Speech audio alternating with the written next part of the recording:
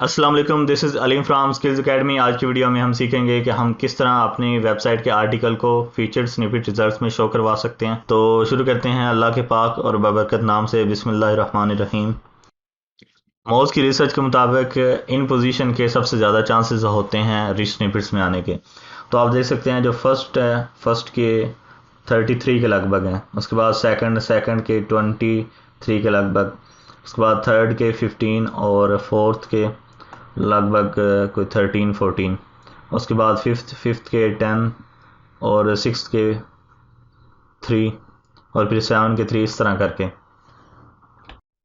इसके बाद types of feature snippet. तो सबसे पहले क्वेश्चन आंसर्स, फिर रेसिपीज, फिर ऑर्डर लिस्ट, अनऑर्डर लिस्ट, फिर वीडियोस और फिर टेबल्स। तो सबसे पहले क्वेश्चन आंसर, जब कोई हम क्वेश्चन लिखते हैं तो इस तरह करके उसका आंसर का स्निपेट शो होता है।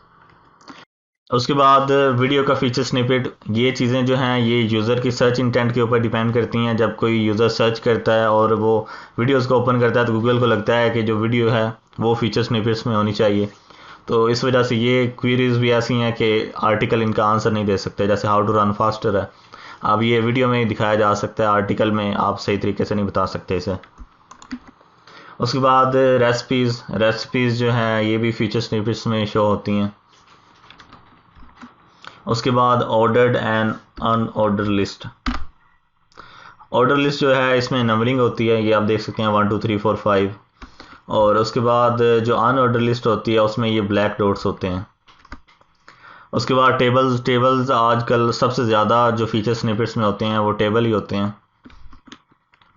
उसके बाद हेडिंग्स, तो ये जो हेडिंग इस्तेमाल की हो वो भी फीचर स्निपेट्स में शो होती हैं। अच्छा, उसके बाद एग्जाम्पल कि हमने किस तरह के ऑर्डर या टेबल वगैरह ये चीज़ें बनानी है कि वो सर्च रिजल्ट्स में शो हों। तो ऑर्डर लिस्ट जो आपने क्रिएट करनी है वो आपने इस तरह की क्रिएट करनी है। ऊपर एक H2 हेडिंग होनी चाहिए जिसमें कोई क्वेश्चन हो, मतलब जो सबसे ज़्यादा क्वेश्चन पूछे जाते हैं आपके कीवर्ड के रिलेटेड, वो क्वेश्चन हो सकता है इधर। उसके बाद नीचे पॉइंट्स, इस तरह के अगर आप ऑर्डर लिस्ट बनाएं तो उसके ज़्यादा चांसेस हैं फीचर स्निपेट्स में आने के। ऑर्डर लिस्ट की तरह अनऑर्डर लिस्ट भी, इसमें पहले हेडिंग आएगी और फिर उसके नीचे पॉइंट्स। ऑर्डर्ड और अनऑर्डर लिस्ट क्रिएट करने से पहले ये रिकमेंडेड है कि आप अच्छे तरीके से कीवर्ड की रिसर्च कर लें और उसके रिलेटेड जो टॉपिक्स वगैरह हैं उनकी एक लिस्ट क्रिएट कर लें, तो फिर आप इनको आसानी से क्रिएट कर पाएंगे। तो टेबल आपको इस तरीके के क्रिएट करने पड़ेंगे। टेबल में अगर आप टॉप टू बॉटम बनाएंगे तो उसके ज़्यादा चांसेस होते हैं फीचर्ड होने के। जैसे ये देखें, ये वाला बनाया गया है। उसके बाद जो उसकी स्पेसिफिकेशन या दूसरी जो इंफॉर्मेशन है वो लेफ़्ट टू राइट होनी चाहिए कॉलम्स में।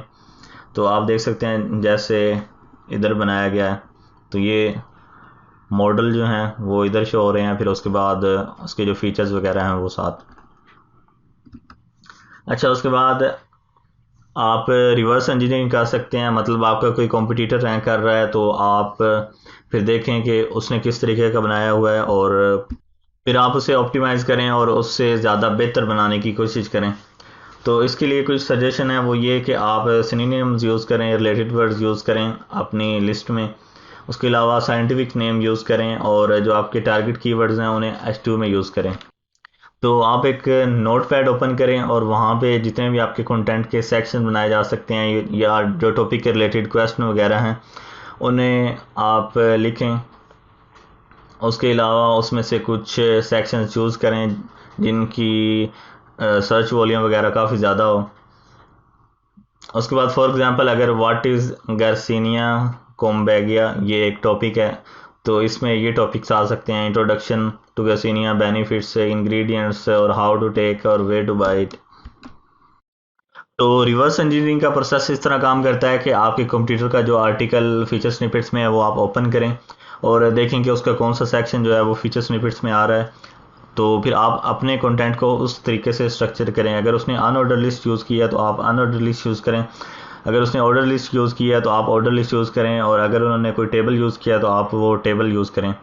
तो उसके अलावा अगर उन्होंने इनमें से कोई चीज़ नहीं यूज़ की तो आप देखें कि उन्होंने किस तरीके से अपने कंटेंट को स्ट्रक्चर किया है और आप उस तरीके से उसे स्ट्रक्चर करें।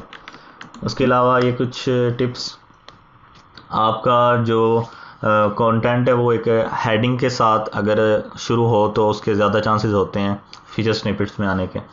उसके बाद सिनोनिम्स यूज़ करें, साइंटिफिक वर्ड यूज़ करें और स्निपेट्स के साथ इमेज यूज़ करें। तो सिनोनिम इस तरह के होते हैं, मतलब जब कोई क्वेश्चन सर्च किया जाता है तो ये जो हाईलाइटेड बोल्ड वर्ड्स होते हैं, जैसे ये बोल्ड वर्ड नज़र आ रहे हैं, इस तरह के बोल्ड वर्ड्स आपको यूज़ करने पड़ेंगे अपने स्निपेट्स के लिए। उसके बाद साइंटिफिक वर्ड्स मतलब जैसे लोअर बैक है, इसका साइंटिफिक वर्ड लंबर स्पाइन भी है, और इस तरह करके इसकी ये साइंटिफिक एक और भी टर्म है। उसके बाद ये वार्ड्स है, इसकी साइंटिफिक टर्म, इस तरह करके काफ़ी ज़्यादा वर्ड्स की साइंटिफिक टर्म्स होती हैं, वो भी आप यूज़ कर सकते हैं। उसके बाद आप इमेज यूज़ करें। इमेज आप एक साइट पे यूज़ कर सकते हैं या अपने टेबल या लिस्ट के बाद यूज़ कर सकते हैं। उसके बाद जो इमेज का आल टेक्स्ट है उसमें आपकी जो हेडिंग में कीवर्ड यूज़ हुए हैं वो आप आल टेक्स्ट में यूज़ करें। और उसके अलावा आप लिस्ट स्कीमा यूज़ कर सकते हैं, ये एक मेरी पर्सनल रिकमेंडेशन है। तो वीडियो देखने का शुक्रिया, उम्मीद है आपको न्यू चीज़ें सीखने को मिली होंगी। अल्लाह हाफिज़। स्किल्स अकेडमी से सीखें कोई भी स्किल बिल्कुल मुफ्त, WordPress, SEO, game development, Android development और किसी भी किस्म का स्किल। अगर आपके पास मोबाइल डिवाइस है तो वहाँ पे आप स्किल्स अकेडमी की ऐप इंस्टॉल कर सकते हैं और कोई भी कोर्स देख सकते हैं बिल्कुल मुफ्त। अगर आपको किसी भी किस्म की सपोर्ट की ज़रूरत है तो आप हमारा ग्रुप ज्वाइन करें एसईओ मास्टर्स अकेडमी, और वहाँ पे अपने क्वेश्चंस पोस्ट करें।